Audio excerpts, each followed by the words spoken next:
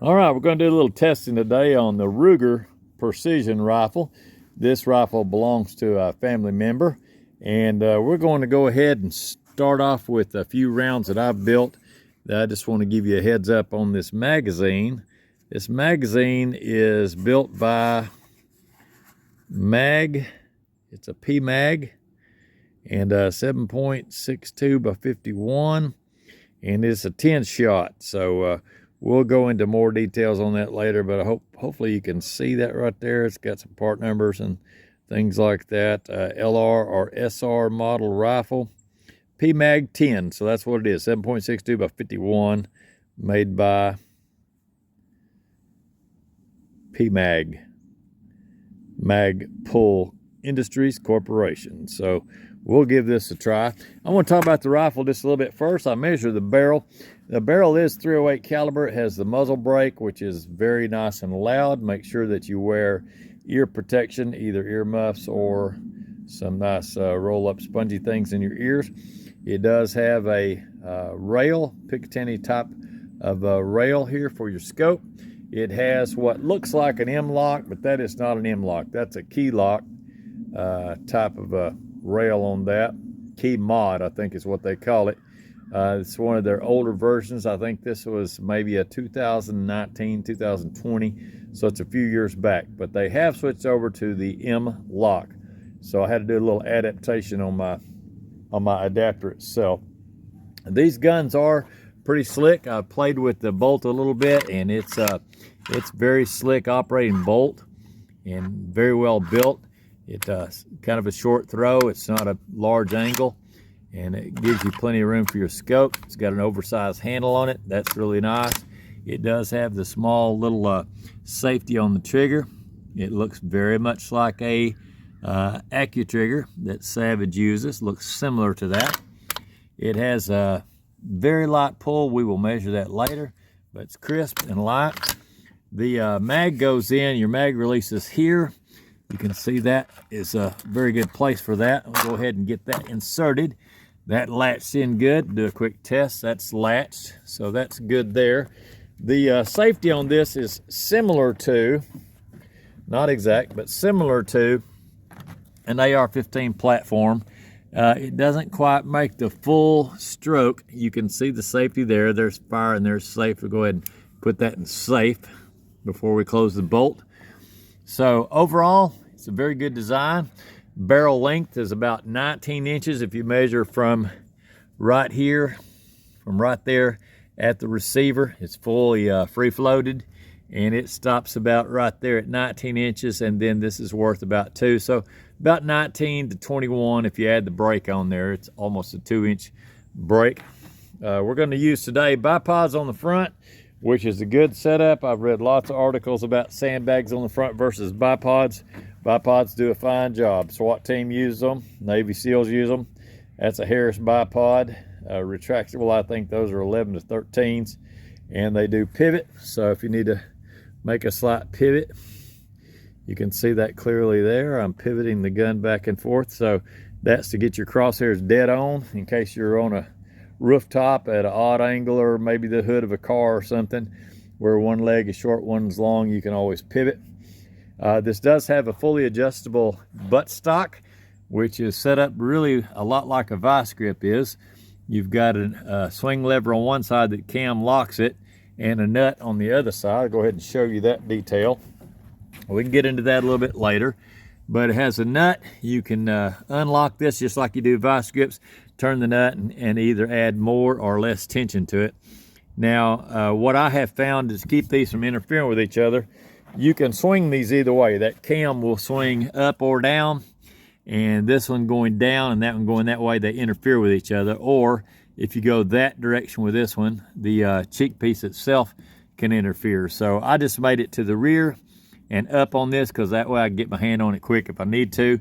I'm using the cheek piece all the way down, shooting from the bench, so that works fine. It does have a recoil pad, which on a .308 with a large muzzle brake and this much weight on the rifle, that's not even needed at all. The recoil on this is very moderate with the brake and with the weight of the rifle. It's a pretty heavy rifle. We'll go into details again on that later, but right now we want to put some lead down range. These are some of my own hand loads. I've got these set up for a Remington 308 bolt action, the 5R mil spec.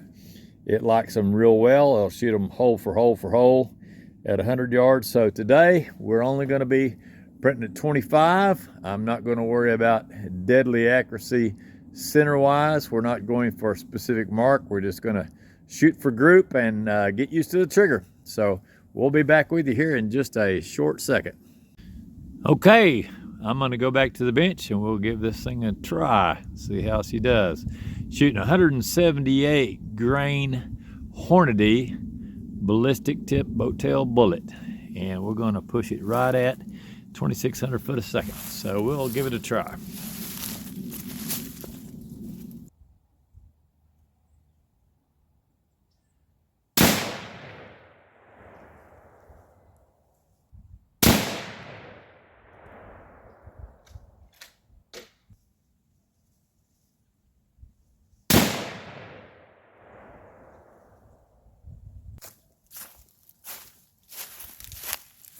Okay, that was shot pretty quick.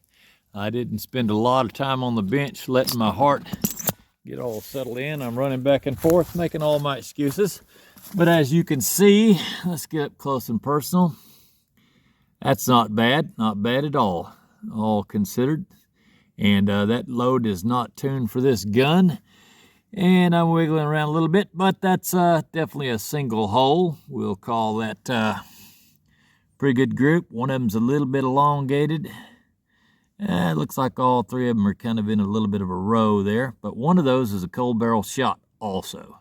So we'll take it in the house and analyze this, look at it on the big screen.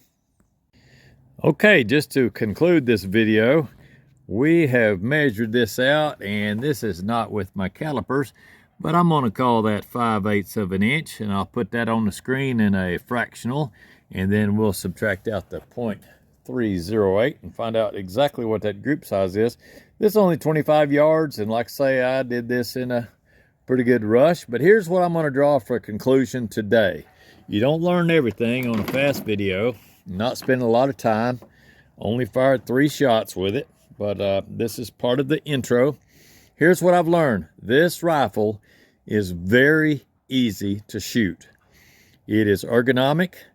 The grip, the AR-15 style pistol grip, is not my favorite as far as being steady. I'd rather have a conventional stock for that, just because if you're not aware of this, sometimes as you're squeezing your trigger finger, if your hand is wrapped around that, you can have some what's called sympathetic, meaning the other fingers begin to move a little bit, and you can move it from that. But the rifle itself is very ergonomic.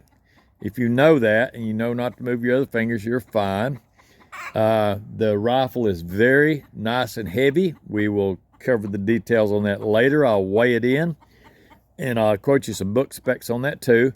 But the muzzle brake works very effectively.